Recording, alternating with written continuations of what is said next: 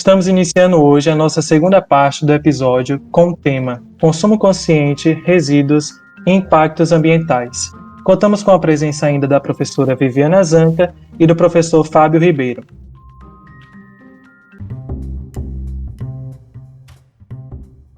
Uma matéria foi publicada no site Estadão, na área de sustentabilidade, com o título Preocupados com aquecimento, 70% dos brasileiros não querem crescimento que leve a dano ambiental.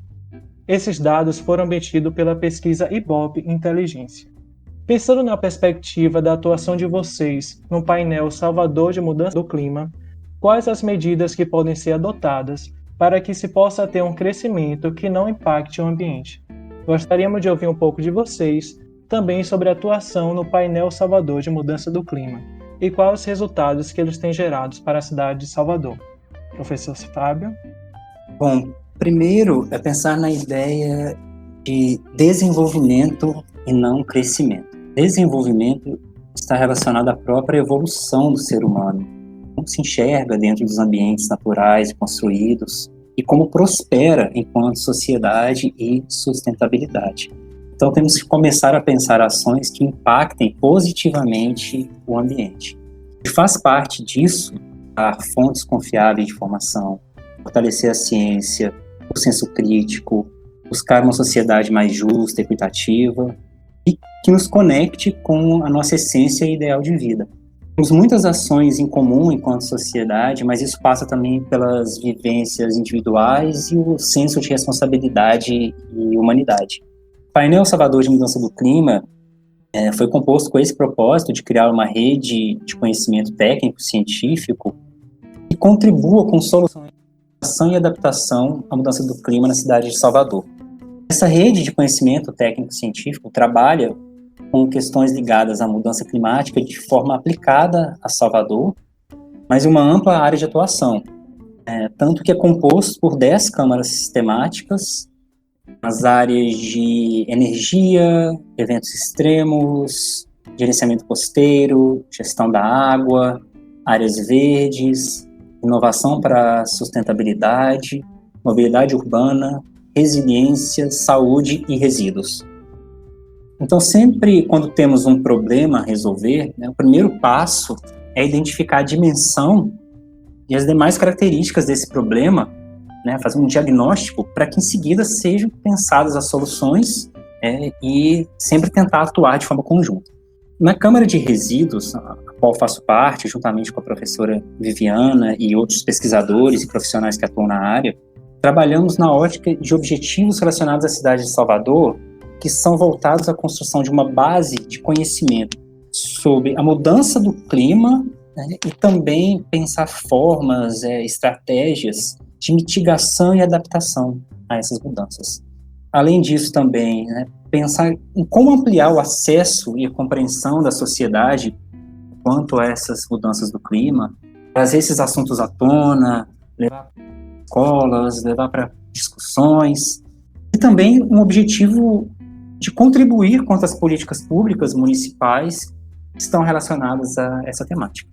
Eu destaco como um dos produtos publicação do painel, organizada pela Secretaria Municipal de Sustentabilidade, Inovação e Resiliência, Prefeitura de Salvador, e também pela GIZ, que é uma agência alemã de cooperação internacional, intitulada de Cadernos Temáticos, que contém trabalhos voltados a Salvador, com as temáticas de economia circular na cidade, gestão de resíduos eletroeletrônicos, indicadores de circularidade para resíduos de construção e demolição, mineração de aterros sanitários, todos esses temas com um olhar e uma interface quanto às questões associadas à crise climática.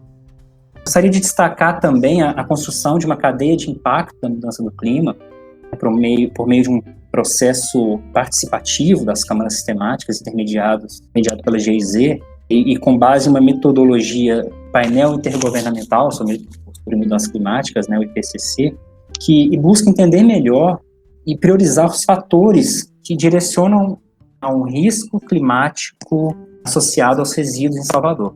Então, a partir do risco das mudanças climáticas no ambiente e na saúde da população, foram identificados fatores que são ligados a ameaças para a cidade, vulnerabilidades que a cidade tem, os grupos expostos às mudanças do clima, e dá base, então, para futuras pesquisas, né, na área, desenvolvimento de indicadores, aprofundamento das discussões.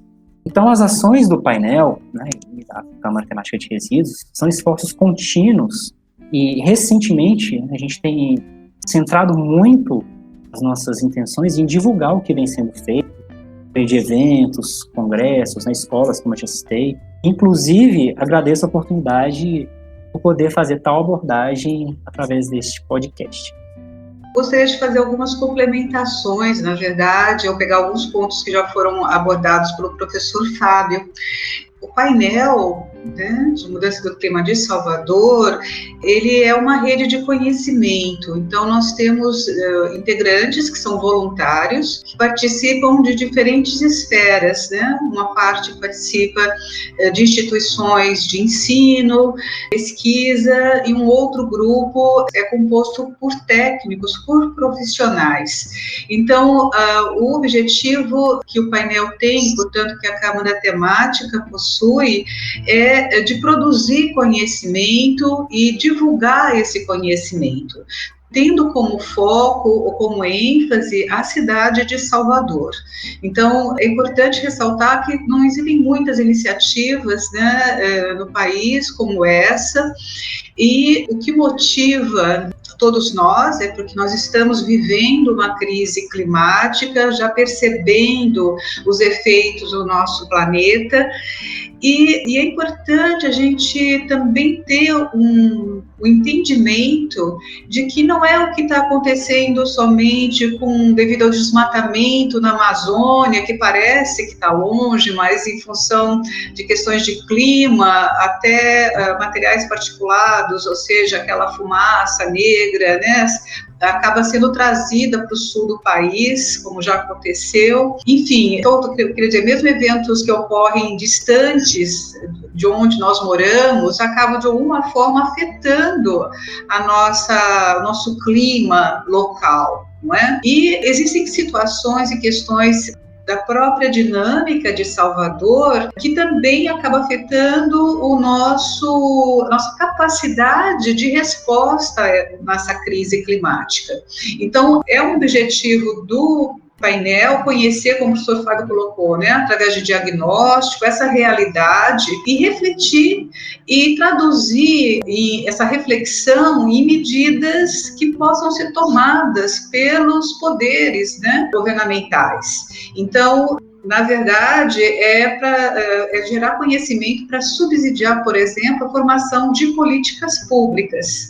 Então, quando a gente vê em Salvador também uma perda da cobertura vegetal, uma redução das áreas verdes, porque a cidade está crescendo, né, porque é como o senhor Fábio colocou, né, há um crescimento, mas assim, é um desenvolvimento que está acontecendo, mas traz alguns impactos. Então, como a gente compensa isso? Como é que a gente pode escolher alternativas que impactem menos o meio ambiente, que alterem de uma forma menos incisiva o clima, não é? Nós moramos numa zona costeira, a elevação do nível do mar, como é que isso pode afetar, né, a área realmente, né, fronteiriça da nossa costa?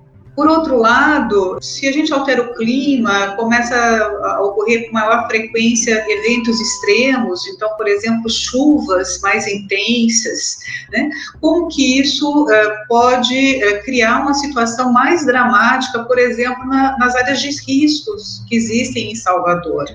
E aí a gente pode falar, bom, mas como é que a Câmara Temática de Resíduos se insere nesse contexto, né? Se insere porque é uma infraestrutura de saneamento. Então, quando a gente coloca que há o descarte em área irregular, de imposta, e ocorre um evento extremo, ou seja, chuvas intensas, a probabilidade, a chance de ocorrer um deslizamento é muito maior. Então, como que a gente trabalha para reduzir esse risco, né, associado à crise climática? Então, essa é uma possibilidade de ação.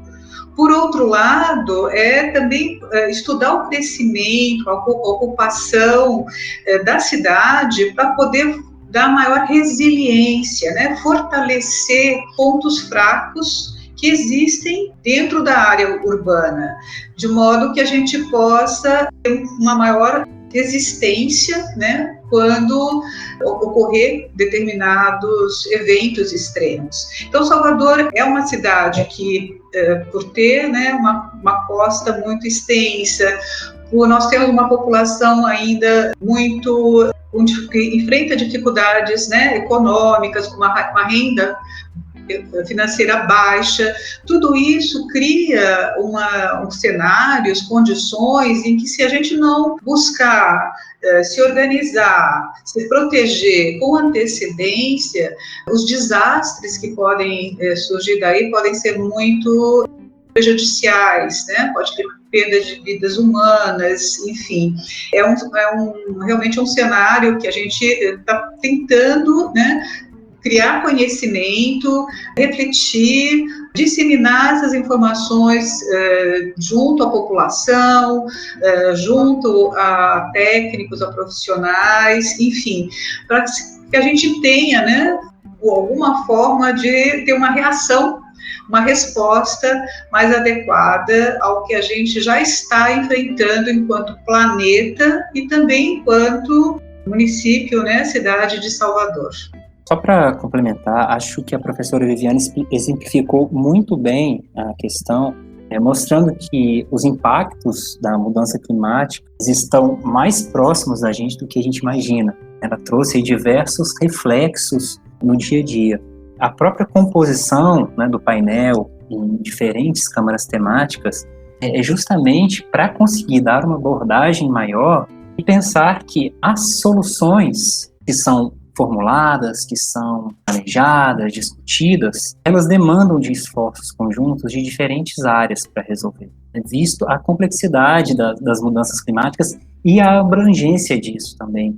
Então, é muito importante, né, ter as articulações, as parcerias, disseminar a informação, né, para que as pessoas sintam parte, né, da construção, né, de ações aí que, de alguma forma, contribuam, né, para a mitigação e a adaptação à crise climática que a gente enfrenta. Isso é importante, né? Porque muitas vezes a gente acha que é algo global, né? Então, essa reportagem que foi feita e essa percepção de que as pessoas querem, né, contribuir, muitas vezes é função de notícias, de momentos, então tem uma sensibilização, mas de fato, né, pode ter um momento de abrir mão de um desenvolvimento econômico mais a curto prazo para poder investir em soluções basadas tecnicamente, na ciência, enfim, a longo prazo, né? Então, é a questão da prevenção. Então, mas é um exemplo que a gente pode dar simples, né? Novamente, de chuvas, inundação, resíduos sólidos e doenças, né? Então, por exemplo, leptopirose. Então, Salvador precisa pensar em formas, em políticas públicas, tanto para mitigar os efeitos, né, desses eventos, mas também para se adaptar, para poder reduzir as nossas vulnerabilidades, né, as nossas fragilidades. Então, o painel vem nesse sentido, de tentar buscar, num esforço conjunto, contribuir com um conhecimento que possa ser compartilhado com todos os envolvidos. E aí eu só queria adaptar uma frase que eu ouvi outro dia, né, para o contexto da pandemia, mas que eu também consigo enxergar a aplicação dessa frase quando a gente fala de mudança do clima. É o seguinte, que a verdadeira sustentabilidade que permite que todos prosperem na Terra só pode ser alcançada por design, não por desastre. Essa frase mostra muito, né, que somos, né, um ser humano muito reativos, né? Então a gente espera primeiro o problema bater a nossa porta, né, para depois pensar em algo que evite problemas futuros. Então as ações até do painel vem muito nesse sentido também, né? A gente está com um problema batendo a nossa porta, então a gente tem que pensar soluções a curto prazo, mas também pensar médio e longo prazo, né, para evitar problemas maiores. Professores, muito obrigado mesmo pela participação de vocês. Agradeço mais particularmente ao professor Fábio e à professora Viviana Zanta pela disponibilidade e interesse de estarem aqui conosco na nossa primeira gravação do podcast Jogando Verde. E agradecimento também para aqueles que nos escutam. Lembrando que essa é uma atividade desenvolvida pelo Programa de Educação Tutorial de Engenharia Sanitária e Ambiental da UFBA. Para continuar ouvindo o podcast, basta ficar atento às nossas redes sociais no Instagram, @petambiental.ufba. Fique ligado e não perca nenhum episódio.